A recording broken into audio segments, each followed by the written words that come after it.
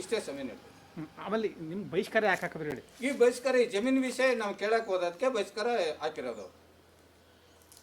ಯಾರು ಮಾರ್ಕೊಂಬಿಟ್ಟಿದ್ದಾರೆ, ಅದನ್ನು ಕೇಳಕ್ಕೆ ಹೋದ ಯಾರು ಮಾರ್ಕೊಂಡ್ರು? ದೈದಿಗಳು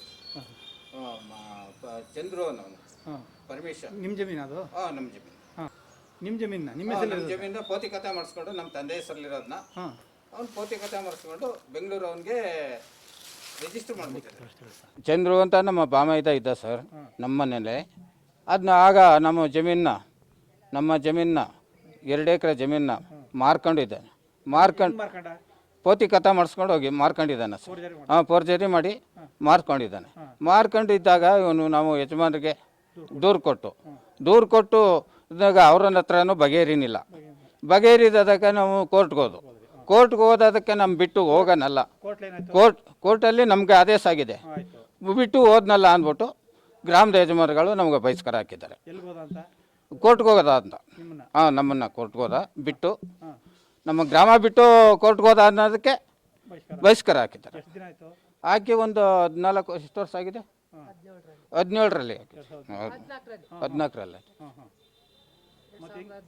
2014ರಲ್ಲಿ ಇವತ್ತವರೆಗೂ ನಮಗೆ ಯಾವುದೇ ನಮ್ಮ ಮನೆ ಹತ್ರ ನೀರು ಬಿಟ್ಟು ನಮ್ಮ ಮನೆ ಬಾಗಿಲಿಗೆ ತೊಂದರೆ ಕೊಡ್ತಾ ಇದ್ದಾರೆ. ಗ್ರಾಮದಲ್ಲಿ ಒಂದು ಅಂಗಡಿ ಸಾಮಾನು ಕೊಡ್ತಾ ಇಲ್ಲ. ಒಂದು ಆಳು ಕಾಳು ಜಮೀನಿಗೆ ಬರ್ತಾ ಇಲ್ಲ. ಇದರಿಂದ ನಮ್ಗೆ ಹಾಲು ಪಾಲು ಇನ್ನೇನು ಅದಕ್ಕೂ ಫುಲ್ಲು ನಮಗೆ ಮನೆ ಹತ್ರ ಇರೋಕ್ಕೆ ಅವಕಾಶ ಇಲ್ಲ ಅಂತ ತೊಂದರೆ ಕೊಡ್ತಾ ಇದ್ದಾರೆ. ಇಷ್ಟೇ ಸ್ವಾಮಿ. ನಮಗೆ ಅವರು ದೂರು ಕೊಟ್ಟರು, ಅವರು ಕ್ರಮ ತಗೊಂಡಿಲ್ಲ ಸ್ವಾಮಿ. ಅವರು ಕ್ರಮ ತಗೊಂಡೇ ಇಲ್ಲ. ದೂರು ಕೊಟ್ಟರು, ನಾವು ಒಂದಲ್ಲಿ ಹಲವಾರು ಬಾರಿ ಕೊಟ್ಟಿದ್ದೀವಿ, ಇಲ್ಲಿವರೆಗೂ ನಮಗೆ ನ್ಯಾಯ ಸಿಕ್ಕಿಲ್ಲ. ಅಂತಂದ್ರೆ ಸರ್ ಒಂದು ಜಮೀನ್ಗೆ ಹೋಗ್ಬೇಕು ಅಂತಂದ್ರು ಕಷ್ಟನೇ. ಯಾಕಂತಂದ್ರೆ ರೋಡ್ಗಳು ಜನಗಳೆಲ್ಲ ನಮ್ಮನ್ನ ಬಾರಿ ಕೀಳಾಗಿ ನೋಡ್ತಾರೆ. ಆಳು ಕಾಳು ಯಾರು ಬರೋಲ್ಲ, ಒಂದಕ್ಕೂ ಯಾವ್ದಕ್ಕೂ ಬರೋಲ್ಲ ನಮ್ಗಳ್ಗೆ. ಏನು ಮಾಡೋದು ಸರ್? ನಾವು ಅವಾಗ ಮದುವೆ ಮುಂಜೆಗೆ ಯಾರು ಕರೆಯಲ್ಲ, ಒಂದು ದೇವ್ರದ್ದು ಇಲ್ಲ, ಒಂದು ಎಡನು ಸಡನು ತಕತಾ ಇಲ್ಲ, ಪೂಜೆನೂ ತಕತಾ ಇಲ್ಲ, ಒಂದು ಊರು ಸರ್ದಿನೂ ತೆಗಿತಾ ಇಲ್ಲ. 16ರಿಂದನೂ 1 ರೂಪಾಯಿನೂ ನಮ್ಮ ಹತ್ರ ತಗೊಂಡಿಲ್ಲ.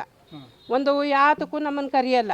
ಒಂದು ಹಬ್ಬ ಮಾಡಿದ್ರು ಇಲ್ಲ, ಒಂದು ಇನ್ನೊಂದು ಮಾಡಿದ್ರು ಯಾವ್ದು ಮಾಡಿದ್ರು ಇಲ್ಲ. ನಾವು ಹೆಂಗೆ ತನ ಬಾಳಾಟ ಮಾಡಬೇಕು? ಯಾವಾಗ ಜೀವನ ಮಾಡಬೇಕು? ನಾವು ಯಾವ ರೀತಿ ಇರಬೇಕು ಊರಲ್ಲಿ? ಅಷ್ಟೊಂದು ನರ್ಕ. ಎಷ್ಟು ಅಂತ ತಡ್ಕೊಳಕ್ಕಾಗುತ್ತೆ? ಬರೀ ಮಕ್ಕಳು ಬೆಂಗಳೂರಲ್ಲವ್ರೆ, ಬರೀ ದಬ್ಬಾಳ್ಕ ಮೇಲೇ ಕೆಲಸ ಮಾಡ್ತಾ ಇರೋದು ಊರ ಯಜಮಾನ್ರುಗಳು ಮಾಡ್ತಾರೆ. ನನ್ನ ಮನೇಲಿ ನನ್ನ ತಮ್ಮನೇ ಕೂಡ ಅವನೇ ಭಾರಿ ಕಿರಿಕು. ತಮ್ಮನು ಪರಮೇಶನು ದೊಡ್ಡ ಯಜಮಾನ ಅನ್ನಿಸ್ಕೊಂಡನ ಪರಮೇಶ, ಅವನೇನೇ ಭಾರಿ ಇದು ಮಾಡ್ತಾ ಇರೋದು ನಮ್ಗೆ. ಪೊಲೀಸ್ ಸ್ಟೇಷನ್ಗೆ ಹೋದ್ರು ಪೊಲೀಸ್ ಸ್ಟೇಷನಲ್ಲೂ ನಮ್ಗೆ ನ್ಯಾಯ ಸಿಕ್ಕಲ್ಲ. ಪೊಲೀಸ್ ಸ್ಟೇಷನಲ್ಲಿ ಮೊನ್ನೆ ಮಾತಾಡೋಕ್ಕೆ ಚಾನ್ಸ್ ಕೊಟ್ಟಿಲ್ಲ ನಮ್ಗೆ. ಅವರೇನೇ ನಮ್ಮ ಮೇಲೆ ಬೀಳ್ತಾರೆ, ನಮ್ಮ ಮೇಲೇ ಪೊಲೀಸ್ನವರು. ಅಂತಂದ್ರಲ್ಲಿ ಯಾವ ರೀತಿ ನಾವು ಇದು ಮಾಡಬೇಕು? ಜೀವನ ಮಾಡೋದೇ ಕಷ್ಟ. ಈಗ ಸದ್ಯಕ್ಕೆ ನಾವು ಊರು ಬಿಟ್ಬಿಟ್ಟು ಹೋಗೋ ಪರಿಸ್ಥಿತಿ ನಮ್ಗೆ ಇರೋದು. ಮನೆ ಗೋಡೆ ಎಲ್ಲ ಮನೆ ಉಂಟ್ಕೊಳ್ಳೋ ರೀತಿ ಅದ. ವಸ್ತಿ ಇನ್ನು ನೀರು ಬಿಡ್ತಾರಲ್ಲ ಸರ್, ಡ್ರೈನ್ ಇಲ್ಲ, ಬಿಡ್ತಾರಲ್ಲ ಎಲ್ಲ ಉಣ್ಣೆನ ಉಂಟ್ಗಳ ಈ ಸರಿ ಏನಾರ ಮಳೆಗಾಲ ಬಂದ್ರೆ ಉಂಟ್ಕೊಳ್ಳೇಬೋದು.